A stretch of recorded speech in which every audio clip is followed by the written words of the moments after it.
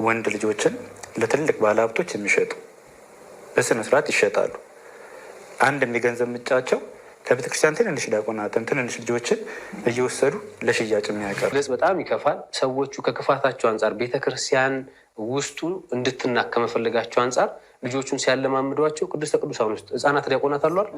እዛ ውስጥ ሁሉ ይህን ጉዳይ እንቅስቃሴ እየቀደሰ በቴክስት እንደዚህ አይነት ጉዳይ ያወራል። ከቅዳሴ ሲወጣ እንገናኝ ብሎ ይቀጣጠራል። በከተማ የሚሰራ ቤተክርስቲያናት 99.9% የጥጋብ ናቸው። መስጠት አይገባም። 100% እንምላቸው ልክ የአዲስ አበባ ሀገረ ስብከት አመራሮች እስከዛሬ ድረስ በሙስናና በስርቆት እንደተጠረጠሩትና እጅ ከፍንጅ እንደተያዙት የአዲስ አበባ ሀገረ ስብከት ዋና ሊቀ ጳጳስ አስተዳዳሪ የሆኑ ብፁዕ አቡነ ሕርያቆስ በዚህ ጉዳይ እጅ ከፍንጅ ተይዘው። ሰላም ጤና ይስጥልኝ። እንዴት አላችሁ? እግዚአብሔር የተመሰገነ ይሁን። በወቅታዊ ጉዳዮች ተመልሼ መጥቻለሁ። እጅግ በጣም አሳፋሪ ነገር አስመለክታችኋለሁ። በተለይ ቅድስት ቤተክርስቲያን ቤተ መቅደሱን እንዴት እያቆሸሹት እንዳለም እንመለከት ይሆናል። በአዲስ አበባ ሀገረ ስብከት ጉዳይም እናየው ይሆናል። ብፁዕ አቡነ ሳዊሮስ እንግዲህ አዲስ አበባ ሀገረ ስብከትን እስከ ጥቅምት እንዲመሩ ተደርጓል። ለምን ብፁዕ አቡነ ሕርያቆስ የወረዱት የሚሉ ነገሮችን አስመለክታችኋለሁ። ሌሎችን ነገሮች የምንመለከትበት መርሃ ግብራችን ነው። በተለይ በመጨረሻ ስላለንበት ወቅት ስለ ሱባኤው አንዳንድ ነገሮች አስቃኛችኋለሁ። እስከ መርሃ ግብሩ ፍጻሜ አብራችሁኝ ቆዩ። ሁላችሁም እግዚአብሔር ይመስገን ብላችሁ ኮሜንት ላይ ጻፉ። እዚህች ዕለት ስላደረሰን በተለይ እመቤታችን ጾም ዕለት ላይ ስለደረሰን እግዚአብሔር ይመስገን እያላችሁ ጻፉ። ላይክ እና ሼር ማድረጋችሁን አትርሱ። በዚህ እንጀምር። መፍልሰታ ለድንግል ማርያም ምንም ይጠቅማት ነገር የለም። እሷን ጊዜ ወላዲተ አምላክ ናት። አንድ ጊዜ ከብራለች። የኛ እናት የኛ እመቤት አንድ ጊዜ ከብራለች። ወላዲተ አምላክ ከመባል ምንም የበለጠ ነገር የለም። በሰማይ መልአክ ጸጋን የተመላሽ ሆይ ደስ ይበልሽ ከሴቶች ሁሉ አንቺ ተለይተሽ የተባረክሽ ነሽ ከመባል የበለጠ ምንም ነገር የለም። ለሷ ምንም የሚጨመርላት ነገር የለም። ግን መታሰቢያው የሷ ሆኖ ጥቅሙ ግን የራሳችን ነው። አንድ የፀጉር ቅባት ብልቃጡ ላይ የፀጉር ቅባት ይላል። መጀመሪያ የሚጠግበው እጅ ነው። የመታሰቢያነቱ ጾመ ፍልሰታ ሲባል የወላዲተ አምላክ የድንግል ማርያም ይሁን እንጂ ጥቅሙ ለራሳችን ነው። እግዚአብሔር ለጥቅም ያድርግልን፣ ለበረከት ለይቅርታው ለምሕረቱ ያድርግልን። ጾመ ፍልሰታን በሰላም እንዳስጀመረ በሰላም ያስፈጸመን የብፁዕ አባታችን ብራኪያቸው ይድረሰን። እንግዲህ በዚህ ጾም እኛንን የምንጠቀመው እሷ አንዴ ወላዲተ አምላክ ናት ድንግል ማርያም የምትጠቀመው ጥቅም የለም። እኛንን ከሷ የሙጥኝ ብለን ከልጇ እንድታስታረቀን ማድረግ ያለብንና ይህንን ወቅት ከሌሎቹ ጊዜያት በተለየ መልኩ ራሳችንን ገዝተን ራሳችንን ደብቀን ራሳችንን ከእግዚአብሔር ጋር አገናኝተን የምናሳልፍበትና ብዙ በውስጣችን የሚመላለሱ ፍላጎቶች አሉ። እነዛን የልቦናችን መሻት እግዚአብሔር እንዲፈጽም እንታገልበት ሰዓት ነው። ወደኋላ እንመለሳለን። በተለይ አንዳንድ ስለ ሱባኤ ስለ ጾሙ እንደው እንዳያመልጠን ሳናውቅ የተለያዩ ነገሮች ውስጥ እንዳንገባ አንዳንድ ነገሮችን እንመለከታለን። አሁን እስቲ በቅድሚያ በአዲስ አበባ ሀገረ ስብከት ቋሚ ሲኖዶስ የወሰነው ውሳኔ ምን እንደሆነ ላስቃኛችሁ። ዛሬ ሐምሌ 30 እጅግ አሳዛኝ ሰበር መረጃ አለ። ልክ የአዲስ አበባ ሀገረ ስብከት አመራሮች እስከዛሬ ድረስ በሙስናና በስርቆት እንደተጠረጠሩትና እጅ ከፍንጅ እንደተያዙት የአዲስ አበባ ሀገረ ስብከት ዋና ሊቀ ጳጳስ አስተዳዳሪ የሆኑ ብፁዕ አቡነ ሕርያቆስ በዚህ ጉዳይ እጅ ከፍንጅ ተይዘው ሙሉ ለሙሉ ከአዲስ አበባ ሀገረ ስብከት አስተዳዳሪነት ተነስተው እስከ ጥቅምት ቅዱስ ሲኖዶስ ጉባኤ ድረስ በጊዜያዊነት ብፁዕ አቡነ ሳዊሮስ እንዲያስተዳድሩት ተወስኗል። ሐሳብ አስተያየታችሁን ኮሜንት ላይ ስጡበት። በድጋሚ ሰበር ዜና የአዲስ አበባ ሀገረ ስብከት ሊቀ ጳጳስ አባ ሕርያቆስ ከስራቸው ተነስተው በእሳቸው ቦታ በጊዜያዊ መልኩ እስከ ጥቅምት ሲኖዶስ ጉባኤ ድረስ ብፁዕ አባታችን አቡነ ሳዊሮስ በጊዜያዊ እንዲመሩትና እንዲያስተዳድሩት ተመድበዋል። ሌባ፣ አጭበርባሪ፣ ደላላ፣ ወንበዴ ምን ይውጥህ አይድረስ ነው። ከሸገር ሲቲ ተባረህ የመጣ ሌባ አዲስ አበባ ልትያዝ ነው። አሁንም ከአዲስ አበባ ወዴት ትሄድ ይሆን? ስለዚህ አቡነ ሳዊሮስ የሌባ መድኃኒት፣ የአጭበርባሪ መድኃኒት፣ የሙስና መድኃኒት፣ የዝርፋ መድኃኒት አናት አናቱን እያሉ ከደብረ አለቃ እስከ ጸሐፊ፣ ከጸሐፊ እስከ ሌባ ቤተ ክህነት አሁን ነው ሱባኤ መግባት ያለብህ። ይችን ፍስለታ ሱባኤ ግባ፣ ንስሐ ግባ። ከአሁን በኋላ ደብር ላይ ቤተክርስቲያን ላይ ላትዘርፍ፣ ላታግድ፣ ላታባርር። ካሁን በኋላ ምንም አይነት ምድዋዊ ምጽዋት ላትገለበጥ። ካሁን በኋላ ምንም አይነት ረብሻ ላትፈጥር። ንስሐ ግባ። አደጋው አሁን ነው፣ አሁን ነው። በአቡነ ሳዊሮስ ቀልድ እንደሌለ እዝቀደም ተነግሮሃል። አሁንም ቀልድ የለም። ስርዓት ካልያዝክ ደይ ወደ ግብርናህ፣ ደይ ወደ ንግድህ፣ ደይ ወደ ስራህ፣ ደይ ወደ ተለያየ ተግባር እንደምትባል እርግጠኛ ነኝ። ስለዚህ ማስተዋል፣ መፍራት፣ መጠንቀቅ፣ ስራን በአግባቡ መስራት፣ ታማኝ መሆን፣ ለእግዚአብሔርም ለሕዝበ ክርስቲያኑም ታማኝ መሆን አሁን ነው የሚጠበቅብህ። ለማንኛቸውም ምን ተሰማችሁ? አዲስ አበባ ሀገረ ስብከት እንግዲህ የኢትዮጵያ ኦርቶዶክስ ተዋሕዶ ቤተክርስቲያን ካላት አህጉረ ስብከት መካከል ወደ 53 የሚጠጉ አህጉረ ስብከቶች አሉ። ከዚህ አህጉረ ስብከት አዲስ አበባ ከፍተኛ ፐርሰንት የሚያስገባ ከፍተኛ የሰራተኛ ብዛት፣ ከፍተኛ ካህናት፣ ብዙ አድባራት የሚገኙበት ነው።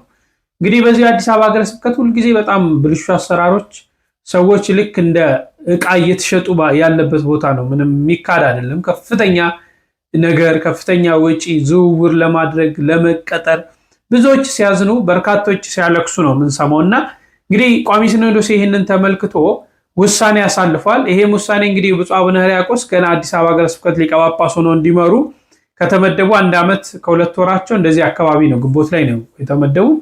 አሁን እንግዲህ ባለው የገንዘብ ብክነት፣ ባለው ብልሹ አሰራር አማካኝነት እስከ ጥቅምት ሲኖዶስ ድረስ ከአዲስ አበባ ሀገረ ስብከት ታግደው እንዲቆዩ ደብዳቤ በፓትርያርኩ የተፈረመ ደብዳቤ ተሰጥቷቸዋል ማለት ነው። መቼ የአዲስ አበባ ሀገረ ስብከት በምን እንደሚጸዳ አላውቅም። ሙሰኝነቱ፣ ዘረኝነቱ፣ ብልሹ አሰራር፣ በርካታ በጣም አስጠሊታ ነገሮች ያሉበት ሀገረ ስብከት ነው። ትልቅ ሀገረ ስብከት ሆኖ በርካታ ስራዎችን መስራት የሚችልበት ሀገረ ስብከት ሆኖ እንዲህ አይነት ችግሮችን እያየን ነው። እንግዲህ እስከ ጥቅምቱ ድረስ ደግሞ ብፁዕ አቡነ ሳዊሮስ እንዲመሩት ፈራሚ ሆነው ቼኮችን፣ የተለያዩ ነገሮችን ፈራሚ ሆነው እንዲመሩ ቋሚ ሲኖዶስ እንደመደበ እየሰማን ነው። የሀገረ ስብከቱም ስራ አስኪያጅ ተነስተው ሌላ ስራ አስኪያጅ እንደተመደበም እየሰማን ነው። በርካቶች የመምሪያ ኃላፊዎችም ከዛ አካባቢ ተነስተዋል ማለት ነው። እንግዲህ ቋሚ ሲኖዶስ ይህን ነገር በደንብ ተመልክቶ ለአንዴና ለመጨረሻ ጊዜ አዲስ አበባን ጉዳይ መፍትሄ መስጠት አለበት ብዬ አስባለሁ። ምክንያቱም ሊቃውንቱ መከራ ማየት የለባቸውም፣ ካህናቱ መከራ ማየት የለባቸውም። ባይዘው አዲስ አበባ ሀገረ ስብከት ሄዶ ገብቶ ሊቀ ጳጳሱን ስራ አስኪያጁን ማግኘት ማለት እንደቀላል አይታሰብም። በእውነት የመንግስት መስሪያ ቤት ጠቅላይ ሚኒስትሩ ጋር ገብቶ ማግኘት ይቀላል። ከፍተኛ ችግር ነው ያለው እና ይሄ ይስተካከላል ብለን እናምናለን። የተወሰደው እርምጃ እንግዲህ ፍሬ አብቅቶ እናያለን። ያው ብፁዕነታቸውንም እንግዲህ አንድ ሊቀ ጳጳስ ከሀገረ ስብከት ማንሳት የሚችለው ሙሉ ምልዓተ ጉባኤው ነው። አሁን ቋሚ ሲኖዶስ ባለው የስልጣን ደረጃ ታግደው እንዲቆዩ ነው። እንግዲህ ጥቅምት ላይ ምን አይነት ውሳኔዎች እንደሚወሰኑ ምና ይሆናል። ወደ አሳፋሪውና አስጠሊታው ተግባር እንለፍ። እንግዲህ ሰሞኑን አንዳንድ ወንድሞች በተለይ በአዲሱ ሚካኤል ቤተክርስቲያን የሚገኙ ወጣቶች እንደታሰሩ ሰምተን ነበር። ይሄን ተከትሎ እንግዲህ በርካታ ነገሮች ሲባሉ ነበር። በተለይ ይሄ ከግብረ ሰዶም ጋር ተያይዞ ማለት ነው እና ነጋሽ በዳዳ ላይ ቀርበው እነዚህ የታሰሩት ወጣቶች የተናገሩት ነገር አለ። ለእስር ያበቃችሁ ነገር ምንድን ነው? ከዛ በፊት ምን ስትሰሩ ነበር? በጣም አመሰግናለሁ። ምናልባት አሁን የደብረ መዊ ቅዱስ ሚካኤል ስም ተደጋግሞ ተነሳ እንጂ አዲስ አበባ ላይ ብዙ ደብራት እንቅስቃሴ ያለ ይሰራል። አሁን ለምሳሌ እኔ ከራጉኤል እስሩም ላይ ያው ከራጉኤል አካባቢ ወጣቶችም ታስረናል። አብረን ታስረናል። እኔ ራጉኤል እና ጉዳዩ ወደ አንድ ቦታ የተሰበሰበ አይደለም፣ እንደ አዲስ አበባ ነው የሚሰራው። ምናልባት የታድሶ እንቅስቃሴ ጊዜ ካስታወሳችሁ ቤተክርስቲያኒቷን በታድሶ ለማጥመቅ ከምንጩ መስራት አለብን ብሎ አብነት ላይ በጣም ሲሰሩ እንደነበር መምህራን ይነግሩን ነበር። እና አሁን ይህም እንቅስቃሴ በጣም በሚገርም ሁኔታ ቤተክርስቲያንን ለማጥቃት ትውልድ ለማሳጣት ካህናት አባቶቻችን ከፍም ሲል እስከ ሊቃነ ጳጳሳት ድረስ በዚህ ጉዳይ ለማጥመቅ ከምንጩ መስራት አለብን ከሚል እሳቤ ህፃናቱ ላይ ነው ሲሰሩ የነበረው እየሰሩም ያሉት አሁን ህፃናቱን በዚህ ጉዳይ ያጠምቋቸዋል። ያ ህፃን ዲያቆን ይሆናል፣ አልፎ ደግሞ ካህን ይሆናል፣ ከዛ ጳጳስ ይሆናል በዘመናት ማለት ነውና ይህንን ስራ ነው ሲሰሩ የነበሩት። እንደ አጋጣሚኛ አንድ መረጃ ደረሰንና እዛ አካባቢ የሚንቀሳቀስ ልጅ እሱን ነካ ስናደርገው አካባቢው ላይ ወደ 10 ምናምን ህፃናት ተሞክረዋል በዚህ ጉዳይ እና እኛ ቆመን ደንግጠን ነገሩን ስንከታተለው እንደሚታሰበው ቀላሉ ነው አላገኘነውም። በእኛ ብቻ የሚፈታው ነው አላገኘነውም እና ሁሉም አካባቢ ላይ ያሉትን ወጣቶች ማነቃነቅ ቻልንና ይሄ ጉዳይ እነሱ አካባቢ የደረሰው ደረጃ ምንድነው የሚለውን ማጥናት ጀመረ። አሁን ቅዱስ ሚካኤል ይባላል እንጂ ቅዱስ ሚካኤል ማለት ቤተክርስቲያን ነው የሚለው። ቅዱስ ሚካኤል ሲል ደብረመዊ ቅዱስ ሚካኤል ይባላል እንጂ በጣም የከፉ አካባቢዎች አሉ። እዛ አካባቢ መነሻው ነው ጠንካራ ስላት ስለተሰራ ነው እዛ አካባቢ ያለው ጉድ በጣም ጎልቶ እየታየ ያለው እንጂ አሁን በደረስንበት መረጃና ማስረጃ ሌላ አካባቢ ከዛ የከፋ እንደው ለመግለጽ በጣም ይከፋል። ሰዎቹ ከክፋታቸው አንፃር ቤተክርስቲያን ውስጡ እንድትናክ ከመፈለጋቸው አንፃር ልጆቹን ሲያለማምዷቸው ቅድስተ ቅዱሳን ውስጥ ህፃናት ዲያቆናት አሉ አይደል? እዛ ውስጥ ሁሉ ይህን ጉዳይ እንቀሳቀሳሉ። ይሄ ማለት ያ ልጅ አድጎ ለቤተክርስቲያን ያለው ንቀትና ጥላቻ ምን ያለው እንደሚችል በጣም ለመገመት ቀላልና ቤተክርስቲያንን ለማፍረስ ከሚንቀሳቀሱት እንቅስቃሴ በጣም ከፍተኛው እንቅስቃሴ ብዬ የማስበው ይሄ ነው። ቤተክርስቲያን ከውስጥ ቀላ እንድትታይ እና ቤተክርስቲያን ውስጥ ሁሉ ነገር ማድረግ ይችላሉ። በጣም የሚገርም ቅዳሴ እየቀደሰ በቴክስት እንደዚህ አይነት ጉዳይ ያወራል። ከቅዳሴ ሲወጣ እንገናኝ ብሎ ይቀጣጠራል። ቅዳሴ ከመግባቱ በፊት ይሄን ጉዳይ ፈጽሞ ለመግባት የሚሞክር ሰው አለ። በዚህ መጠን የረከሱ ሰዎች ናቸውና እንደው ጉዳዩን በጥልቀት ስናየው እኔ ምዕመኑ ከተሐድሶ እንቅስቃሴ ከፍ ባለ ደረጃ መኬድ አለበት ብዬ ነው የማስበው። ደረጃው በጣም ከፍተኛ ነው። እኛም መናገር በጣም እየከበድን ነው። አሁን ይሄን ጉዳይ ለመግለጽ እንደው ይሄን ስናገር ቤተክርስቲያን የተነካብኝ ይሆን ቤተክርስቲያንም ሰው አቃሉ ያይብኝ ይሆን የሚል ፍርሃት ውስጣችን አለ። እስከዛሬም ደብቀነው የቆየነው ከዚህ አንፃር ነው። ሁለተኛ ደግሞ ይሄንን ጉዳይ የምትሄደው ሰውዬ ራሱ በኋላ ወደኋላ ተመልሰህ ስታገኝ በዚህ ጉዳይ ያለ ምናምን ነው ታገኘው ይዘውለት የምትሄደው ሰውዬና ነገሩ በጣም ከባድ ነውና እንደው መምህራን አባቶቻችን ይሄንን ጉዳይ ቆም ብለው ቢያዩት ቤተክርስቲያን ላይ አሁን የተጋረጠው ትልቁ ፈተና ይሄ ነው ብለን ነው። እኔ በጣም ክብር ምስጋናም ይገባቸዋል። በነገራችን ላይ እንዲህ አይነት ሰዎች መደበቂያቸው ምን እንደሆነ ታውቃለህ? የቤተክርስቲያንን ልዕልና ያውቁታል።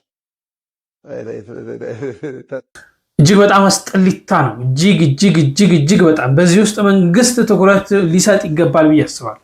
ይሄ ከባህላችንም ከምናችንም ከሁሉ ነገራችን ያፈነገጠ ነው። በተለይ ደግሞ ንጽሕት የሆነችዋን ይህችን ቤተክርስቲያን መጠቀሚያ ከቤተክርስቲያን መነሻ ማድረግ ማለት ቤተክርስቲያን ውስጥ እንዲህ አይነት ተግባር የሚከናወን እንዲህ አይነት ተግባር የሚፈቀድ እንዲህ አይነት ተግባር የሚደረግ ከሆነ ሌላ ቦታ እንደቀላል እንዲታይ። ምክንያቱም አንዳንዴ እኮ ቤተክርስቲያን ውስጥ ነው አይደለ ኃጢአቶችን የምንጸየፈው የተለያዩ ነገሮችን ለማድረግ ድፍረት የምናጣው።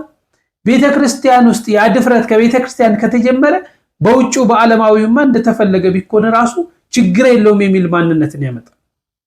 እንግዲህ በቤተክርስቲያን ውስጥ ከህፃናቱ ከታች ከሚያድጉት ይሄ እኮ ልክፍት መንፈስ ነው። እንግዲህ ምን እንደሚሻለን አላውቅም። እግዚአብሔር ይሄንን ይያዝልን። ባይዘበይ በጣም ከባድ ነው። በጣም ማለት ነው። እንደ ቀላል የምታዩት አይደለም። ነገ ልጆቻችሁን ትምህርት ቤት መላክ ያቀታችኋል። ነገ ልጆቻችሁ እንደ ልብ ወጥተው መግባትን ያቀታቸዋል። ነገ እንደ ልብ መንቀሳቀስ ያቀታል። ከባድ ነገር ነው። ስለዚህ ይሄንን ልንቃወም ይገባል። እዚህ ውስጥ የገቡትንም እግዚአብሔር የንስሐ ሕይወት እንዲሰጣቸው እንዲጸጸቱ ከዚህ መንፈስ እንዲያወጣቸው ልንጸልይላቸው፣ ይሄ ነገር ደግሞ እንዳይስፋፋ በጣም ልንተጋ ያስፈልጋል። መንግስት በዚህ ውስጥ ገብቶ ትኩረት ሰጥቶ ሊሰራው ያስፈልጋል ብዬ አስባለሁ። በጣም ቆሻሻ ክፉ መንፈስ የሰይጣን ባሪያ መሆን ማለት ነው እና ወንድሞች ታገሉ፣ በርቱ፣ ጠንክሩ፣ እንጸልይ። በእንዲህ አይነት ተግባር ያሉትን እንምከር፣ በእንዲህ አይነት ተግባር ያሉትን እናጋልጥ፣ በእንዲህ አይነት ተግባር ያሉትን ከዚህ ተግባር እንዲወጡ ማድረግ ያለብንን ነገር ሁሉ እናድርግ። አለበለዚያ ነገ መውጣት ማንችለው መቅሰፍት ውስጥ ነው የምንገባው። በጣም ከባድ ነው። ቤተ መቅደስን ማርከስ፣ ቤተ መቅደስን ማቆሸሽ ያ ሰማያዊ ቤት፣ ያ የክርስቶስ ስጋና ደም የሚፈተትበት ቤት። አቤት ድፍረታችን! ይማረን እሱ፣ ይቅር ይበለን። ስለ ከተማ አብያተ ክርስቲያናት ዲያቆን ዮርዳኖስ የተናገሩትን ላስቃኛችሁና ወደ ጾመ ፍልሰታ እናልፋለን። በከተማ የሚሰሩ አብያተ ክርስቲያናት 99.9% የጥጋብ ናቸው። መስጠት አይገባም። 100% ነው የምላችሁ፣ አይገባም። 100% ከኃጢአት ነው የምንቆጥረው። ለምን? ድሃ እየተራበ አላያችሁትም? ድሃ እየተራበ ችግር ነው እኮ። በቀደም አልነገርኳችሁም? እናቶች ይመጡና እያስጠናቸው ይመጡና እንዲያው ቸግሮኝ ርቦኝ ይላሉ። ዝም እየተከየሳቸው ጴንጤዎቹ እኮ እንርዳሽ ብሎኝ ነበር፣ እንዲያው ሃይማኖቱ ነው ቢሉ ይላሉ። ምንድን ናት? ማስፈራሪያ ናት። ካረዳኸኝ ወደ ጴንጤ ልሄድ ነኝ ነው። አየው፣ እስከዚህ ድረስ ያደረሳቸው አንድ የእምነት እጥረት ነው አውቃለሁ። ዋናው ግን ምንድን ነው? ረሃብ፣ ችግር እና አንድ ወንድ ለአንዲት ምድራዊት ለአንዲት ተራ ምናምን የተቀብታ ሰው ለምትመስል ለተርታ ሴት ይህን ያህል ሲጨነቅ እኛ ላይ ቤተክርስቲያን ስንመጣ ፈጣሪ ምን ይዤ ልሄድ? መጀመሪያ ጥሩ ልብ፣ ፍቅር ያለውን ልብ፣ ሁለተኛ እጣኑን፣ ጧፉን፣ ዘይቡን። ድሮ ዘመን እኮ ገንዘብ ተይዞ አይኬድም፣ የሚያስፈልገው ነገር ተይዞ የሚኬድ እህሉም ይሄዳል እኮ ለካህናት ምግብ አይገባም እንጂ ቤተክርስቲያን ውስጥ በአፋ የሚቀመጥ እኮ እህልም ይሄዳል። እንዴ ጥሩ እስቲ እኔ በሞቴ በነገራችሁ ፍትሐትና ክርስትና ብቻ ቆጥራችሁ ነው እንዴ እንጀራ የምታመጡ? እንዲሁ ባዘቦቱ ቀን ዛሬ ቅዳሴ ሰሞኑ መቼ ቅዳሴ አለ ትላላችሁ አይደል? አይ በዚህ ቀን አለ ይሏችኋል አይደለም? ጥሩን ወጥ ሰርታችሁ በካህናት ቁጥር ልክ እንጀራ ጋግሩ አመጥቶ ማስገባት ለሊቀ መርፋቆ ወይም ለመጨኔ ይሰጠዋል። ዛሬ የምንድን ነው ይስል? አይ ዝክር ነው ተመገቡልና ካህናት ነናዋላችሁ። እነዚያ እኮ ነው ይደረጋል እኮ። ግን ፍትሐት ክርስትና ትጠብቃለህ እንዴ? ያስፈልጋል እኮ እንደዛ ማድረግ። ትንሽ ሳንቲም ተረቀምቀም ማድረጋችሁ ምን አለ? አሬ መቼም እችን ቢሰሙ ካህናት በጣም መዋደዳችን አይቀርም። ተከታተላችሁት ነው። በዚህ ላይ እስቲ እናንተ ምን ትላላችሁ? እንግዲህ ለከተማ አብያተ ክርስቲያናት አትስጡ የሚሉ ነገሮች የተነሱበትና አንዳንድ ጉዳዮችን አንስቷል መምራችንና ሀሳብ እናንተ ስጡ። እኔ ወደ ጾመ ፍልሰታ ስለ ሱባኤ እንዲሁም ደግሞ ብፁዕ ቅዱስ አቡነ ማትያስ በጣም ጥሩ መልእክትን አስተላልፈዋል። በዚህ ጾመ ፍልሰታ ምን መሆን እንዳለብንና የአባታችንንም መልእክት አንዳንድ ነገሮችን እንመልከት። ወገኖቼ ሱባኤ ቦታ መለወጥ አይደለም። ሱባኤ ማለት ህይወታችን የሚለወጥበት ከእግዚአብሔር ጋር የምንሆንበት በደላችንን ኃጢአታችንን እያሰብን ከእግዚአብሔር ምሕረት የምንጠይቅበት የእንባ የጸሎት የመጸጸት የማልቀስ ወደ እግዚአብሔር የምንጮህበት ጊዜ ነው። አንደኛ ደረጃ ጾም ማለት ከኃጢአት መጾም ነው፣ ከክፋት መጾም ነው።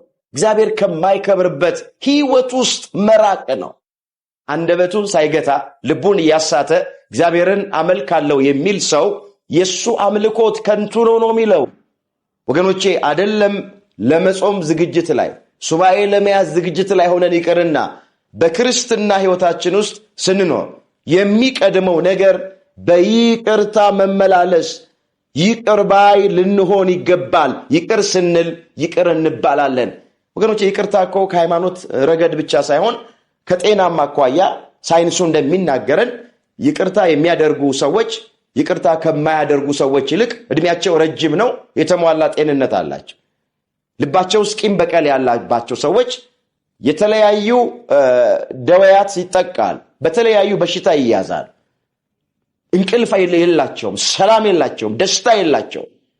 ሌሎቹ ተኝተው ሲያድሩ እኛ በልባችን ውስጥ ባለው ቂምና በቀል ምክንያት እንቅልፍ አተን ነው ቁጭ ብለን የምናድር። ስለዚህ በስጋችንም እንጎዳለን፣ በመንፈሳዊ ህይወታችንም ቂም በቀለኞች ከሆንን እንጎዳለን። ቂም መርዝ ነው ወገኖቼ፣ ራስን ነው የሚያጠፋው መልሶ።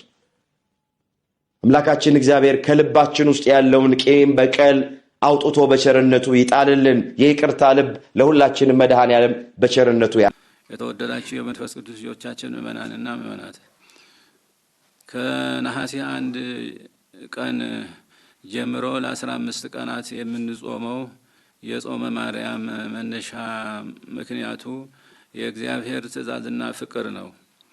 እግዚአብሔር ሰውን በአጠቃላይ በተለይም ደግሞ እንደ ፈቃዱ የኖሩ ቅዱሳንን እንድናከብር አዞናል። ከቅዱሳን ፍጥረታት መካከል ደግሞ ቅድስት ድንግል ማርያም የመጀመሪያውን ደረጃ ትይዛለች። ይህም በመሆኑ ከፍጥረታት ወገን ከሷ ክብር የሚደርስ ባለመኖሩ ከሁሉም አብልጠን እናከብራታለን። ኦርቶዶክሳዊት ተዋሕዶ ቤተ ክርስቲያን ከዚህ ደረጃ የድንግል ማርያምን ክብር ስትገልጽ ከእግዚአብሔርና ለባስያን እግዚአብሔር ከሆኑ ቀደምት አበው ተምራ ነው።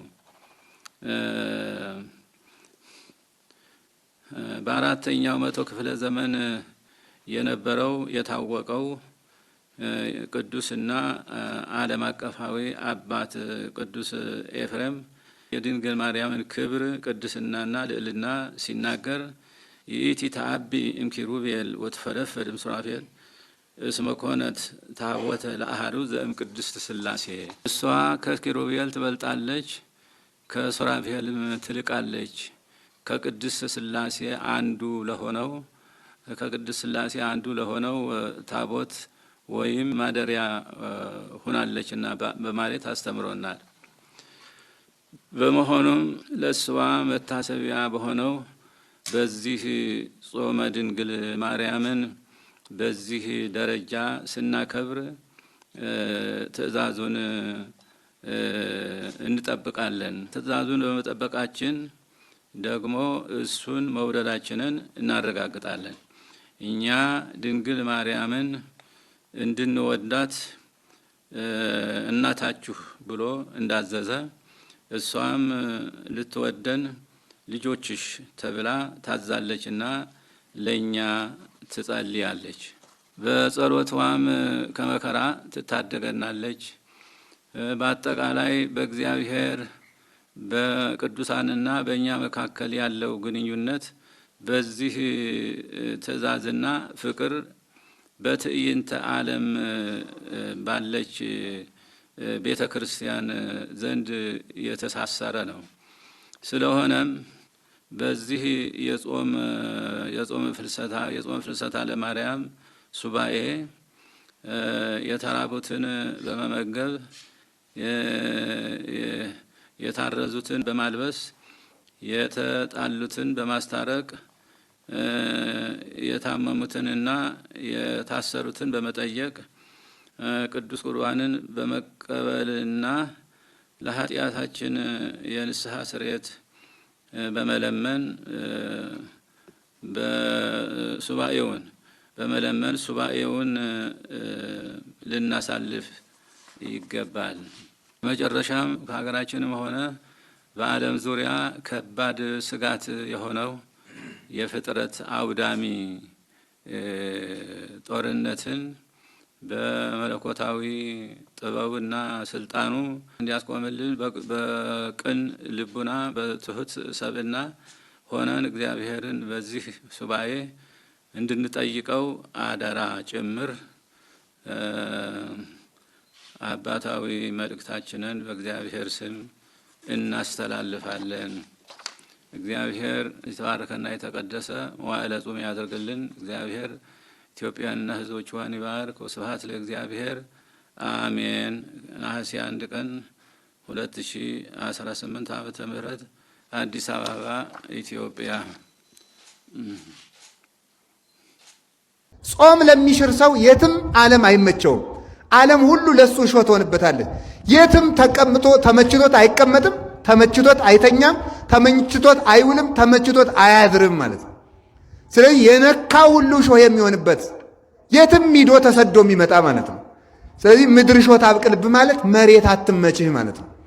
ይሄው ለአዳምና ለልጆቹ ዛሬ መሬት የማትመች ሆናለች። ዛሬ ጌታችን ኢየሱስ ክርስቶስ መጥቶ ተወልዶ ከባረካት ወዲህ ግን ምድርን ለበረከት አድርጎልናል። ጾመ ፍልሰታ እስከ 9 ሰዓት ይጾማሉ። ጾመ ሐዋርያትም እስከ 9 ሰዓት ይጾማል ማለት ነው።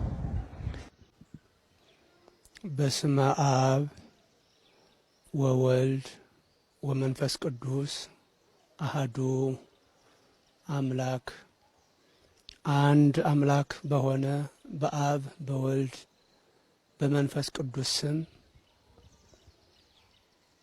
ሁላችሁም የቤተ ክርስቲያናችን ልጆች እንደምን ሰነበታችሁ?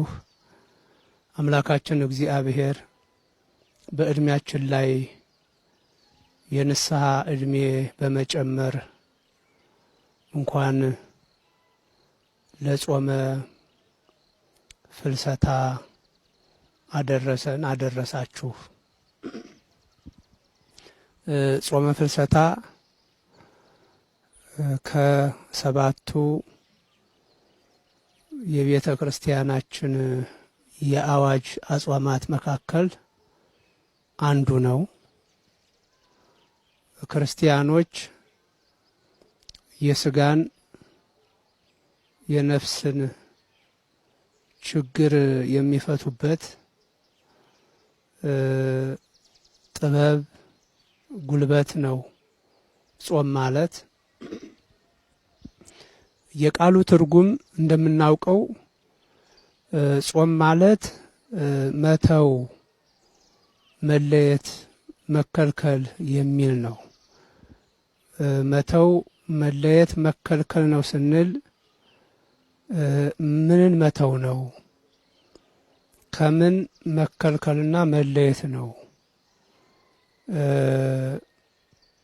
የሚለውን ሀሳብ ጥያቄ ማንሳት ግድ ይሆናል። በቀጥታ ብዙዎቻችን የምናውቀው መተው ስንል የእንስሳትን ውጤቶች እስከ ጾሙ መጨረሻ እህል ውሃን እስከ ተወሰኑ ሰዓታት መተው ወይም ከነሱ መከልከል መሆኑን ሁላችንም የምናውቀው የምንናገረው ነው። ይህ እንዳለ ሆኖ ግን ክርስቲያኖች በሚገባ ማስተዋል ያለብን መተው፣ መለየት፣ መከልከል ማለት በመጀመሪያ ሰውነትን ክፉ ከሆነ ነገር ሁሉ ማራቅ ነው። ሰውነት ክፉ ከሆነው ነገር እንዲለይ፣ እንዲከለከል፣ ክፉ የሆነውን ነገር እንዲተው ማድረግ ነው። ይህንን አስመልክቶ በዘመነ ነቢያት አምላካችን እግዚአብሔር ከዛም በኋላ ከብሉይ ኪዳን ከሐዲስ ኪዳን በተማሩት መሰረት የሐዲስ ኪዳን ሊቃውንትም ምንን መተው እንዳለብን በመጀመሪያ ደረጃ አስተምረውናል። በዘመነ ኢሳይያስ አምላካችን ለእስራኤላውያን ምእመናን አኮ ጸዊም እምኅብስት ወማይ ባሕቲቱ፣ ጾም ማለት ከእህል ከውሃ ብቻ መከልከል አይደለም ብሏቸዋል። ማለት ሰው እህልን የእንስሳት ውጤቶችን በመተው ከነሱ በመለየት ተለየሁ ሊል ይችላል፣ ጾምኩ ሊል ይችላል። ግን ይሄ ብቻ አይደለም ማለት እንዲሁ በሐዲስ ኪዳን ከነበሩ ቅዱሳን አባቶቻችን መካከል አባ መቃርስ ዓመት እስከ ዓመት ምንም አማራጭ ስለሌለው ይመገብ የነበረ የእንስሳት ውጤትን ነው ማለት የቆቅ ስጋ ነው። እና በዚህ ስለተሰናከሉት ሰዎች ሲናገር ባጭሩ ይጹም ልሳነክሙም ነገረ ውዴት ወሐሜት፣ በመጀመሪያ ደረጃ አንደበታችሁ ሌላውን ከማማት ነገር ከማወሳወስ ይከልከል ብሏቸዋል። ፊልክስዩስ በምንለው የሐዲስ ኪዳን መጻሕፍት ክፍል ማለት በሐዲስ ኪዳን ከምንገለገልባቸው ቅዱሳት መጻሕፍት መካከል አንዱ ነው ፊልክስዩስ የምንለው እና በዚህ ደግሞ ለእመኮንከ ዘይትክል ትጹም እመባልዕት ጾም እንከ እምህሊናት እኩያት፣ ከእህል ከውሃ መከልከል ባትችል ወይም እህል ውሃን መተው ባትችል ጾም እንከ እምህሊናት እኩያት፣ ከክፉ ሐሳቦች ተለይ፣ ክፉ ሐሳቦችን ተው፣ ከነሱ ተከልከል ይላል። ምክንያቱም ሰው ከምግበ ሥጋ የማይከለከልበት ብዙ ምክንያት ሊኖረው ይችላል። ከእንስሳት ውጤቶች የማይከለከልበት ብዙ ምክንያት ሊኖረው ይችላል። ለምሳሌ እንደ አባ መቃርስ ምንም አይነት አማራጭ በሌለበት የእንስሳት ሥጋ ብቻ ባለበት አትክልት፣ ጥራጥሬ በሌሉበት ላይ ሲጾም ውሎ ሥጋ ሊበላ ይችላል። አባ መቃርስ ምንም አማራጭ ስለሌላቸው ሥጋ ይበሉ ነበረ። በየቀኑ ጾመው ውለው የቆቅ ሥጋ ይበሉ ነበር። ግን የሰው ሥጋ ከመብላት ማለት ሰውን ከማማት ነገር ከማወሳወስ የተቆጠቡ ነበሩ።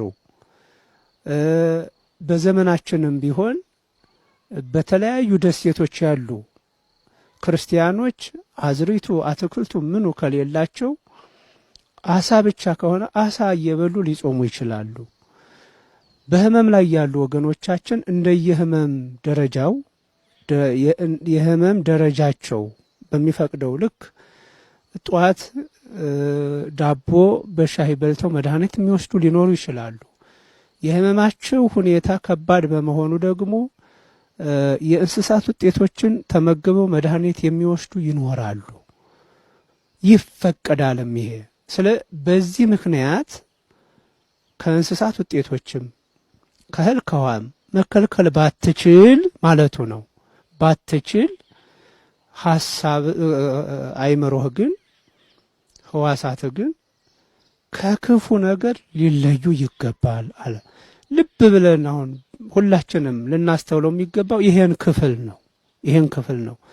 ይሄንን በተመለከተ ኢትዮጵያዊው ሊቅ ቅዱስ ያሬድ በ6ኛው መቶ ክፍለ ዘመን የነበረው ሐዋርያ ይጹም ዓይን ይጹም ልሳን እዝንኒ ይጹምም ሰሚዐ ህሱም፣ ዓይን ክፉ ከማየት ይከልከል። በተለይ አሁን እንደ ዘመናችን መቼም ዓይናችን የማያየው ነገር የለም። የቴክኖሎጂ ውጤት እጅግ ብዙ ቆሻሻ ነገሮችንም ብዙ ጥሩ ነገሮችንም ያስተላልፋልና ለይቶ አለማየት የሁላችን በሽታ ነው። ቅዱስ ያሬድ ዓይናችሁ ወይም ዓይን ክፉ ከማየት ይከልከል፣ ይጹም ዓይን ይጹም ልሳን፣ ምላስም ክፉ ከመናገር ያለ ገደብ ያለ ዕቅድ ዝም ብሎ ከመቀባጠር ሊከለከል ይገባል። ሊቀባጥር ሊናገር አይገባውም ብሏል ቅዱስ ያሬድ። እዝንኒ ይጹምም ሰሚዐ ህሱም፣ ጆሮም ቢሆን ክፉ ከመስማት ማለት ይሄ ሚዲያው በዓይናችን የሚታዩ በጆሮአችን የሚሰሙ ብዙ ጥሩ ነገሮችን ቢያስተላልፍም በአንጻሩ ደግሞ በዓይናችን የሚታዩ ክፉ ነገሮችን በጆሮአችን የሚሰሙ ክፉ መልእክቶችን ያስተላልፋል እና ቅዱስ ያሬድ ጾም ሲባል ህዋሳት በዚህ መልኩ ሊከለከሉ ይገባል ማለቱ ነው። ስለዚህ መተው፣ መለየት፣ መከልከል ስንል በዚህ መልኩ ህዋሳታችን ክፉ ከማየት፣ ክፉ ከመስማት፣ ክፉ ከመናገር፣ ክፉ ከመዳሰስ፣ ወደ ክፉ ነገር እግሮቻችን ከማምራት ሊቆጠቡ ይገባል ማለት ነው። ከዛ በመቀጠል ነው እንግዲህ እንደ ጤንነቱ እንደየስራው ጠባይ እንደየአየር ንብረቱ ጠባይ ሰው ከውሃ ሊከለከል ይችላል። ፈጽሞ ከስራ ከምን ተለይቶ ወደ ገዳም በመሄድ ውሃ ቆሎ ብቻ በመጠቀም የሚጾም አለ። እንዲሁ ስራ እየሰራ በዓለም ላይ ሲጾም ውሎ ውሃ እንጀራ እየተጠቀመ የሚጾም ይኖራል። ምንም አይነት ደግሞ በህመም ምክንያት የማይጾም ሰው ሊኖር ይችላል። በዚህ መልኩ ሰው እንደሚችለው በስጋ እንደሚችለው እንደ ደረጃው እየጾመ እግዚአብሔርን ይጠይቃል። በዚህ መሰረት እግዚአብሔርን ሰው ቢጠይቅ የጾም ውጤት በጣም ዘርፈ ብዙ ነው። የግል ህይወትን ያስተካክላል፣ ማህበራዊ ህይወትን ያስተካክላል፣ የሀገርን አለመረጋጋት ያስተካክላል። በግል ህይወት እንደሚጠቅም አባታችን ቅዱስ ያሬድ ጾም ትፈጉስ ቁስለ ነፍስ፣ ጾም የነፍስን ቁስል ትፈጉሳለች ማለት ኃጢአትን ታስወግዳለች፣ ከእግዚአብሔር ጋር ታስታርቃለች። ወታጸምም ኩሎ ፍትወታተ ዘሥጋ፣ የስጋን ክፉ ምኞት ታደርቃለች። ይሄ ለዋሽን ልስረቅን የመሳሰለውን ነገር የሚገታ የሚቀንስ ብሎም የሚያደርቅ የሚያስወግድ ጾም ነው። ተሚህሮሙ ለወራዙት ጽሙና ለወጣቶች መረጋጋትን ማስተዋልን ትሰጣለች። ብዙ ጊዜ መቼም አለመረጋጋት፣ በነገሮች ሁሉ መቸኮል፣ እሳታዊው ባህሪ እየጨመረብን አለመታገስ የሚታየው በወጣቶች ዙሪያ ነው እና ለወጣቶችም መረጋጋትን ታስተምራቸዋለች አለ። ይሄ የግል ሕይወትን ማስተካከል ማለት ነው። አምላካችን ኢየሱስ ክርስቶስም በስጋ ክፉ መንፈስ ይዞት ውሃ ውስጥ ገደል ውስጥ እሳት ውስጥ ይከተው ስለነበረው ልጅ አስመልክቶ ሲናገር ያን ከፈወሰ በኋላ ለሐዋርያት ሲናገር እንደው እንዲህ አይነቱ ጋኔን ያለ ጾም ያለ ጸሎት አይወጣም ብሏል። ክፉ መንፈስ በሆድ ቁርጠትም ይሁን በራስ ምታትም ይሁን በልዩ ልዩ መንገድ የሚያሰቃየን መንፈስ የሚወገድበት የሚነቀልበት ጥበብ መድኃኒት መሆኑን ነው ጾም ክርስቶስ ያስተማረን ይሄ ነው። በማቴዎስ ወንጌል ምዕራፍ 17 ከቁጥር 21 ላይ እንደምናገኘው የብፁዕ ቅዱስ አቡነ ማትያስ በረከታቸው ይድረሰን። እንደሰማችሁት ነው እንግዲህ በዚህ ጾም ፍልሰታ ልንጠቀም ልናተርፍ ያስፈልጋል። መክሊት ተሰጥቶናል። በዚህ መክሊታችን ነግደን ልናተርፍ ከድንግል ማርያም የሙጥኝ ልንላት ካልባረክሽኝ አልለቅሽም ልንላት የሚያስፈልግበት ወቅት ነው። ከክፉ ልማድ ሁሉ ወጥተን ተቆጥበን ስጋዊ ፍላጎታችንን ስጋዊ ነገሮቻችንን ገታ አድርገን ለነፍሳችን ረፍት ለነፍሳችን ደስታ ምንሰጥበት ከአምላካችን ምንነጋገርበት ጊዜ መሆን አለበት። እንግዲህ አንዳንድ ፕሮግራሞችን ይዤላችሁ ስመጣ እንዲሁ በመጨረሻ ቺን 15 ቀን ቃለ እግዚአብሔርን በጥቂቱ እንማማራለን ማለት ነው። በሌሎች መረጃዎች እመለሳለሁ። እስከዛው ቸር ቆዩልኝ።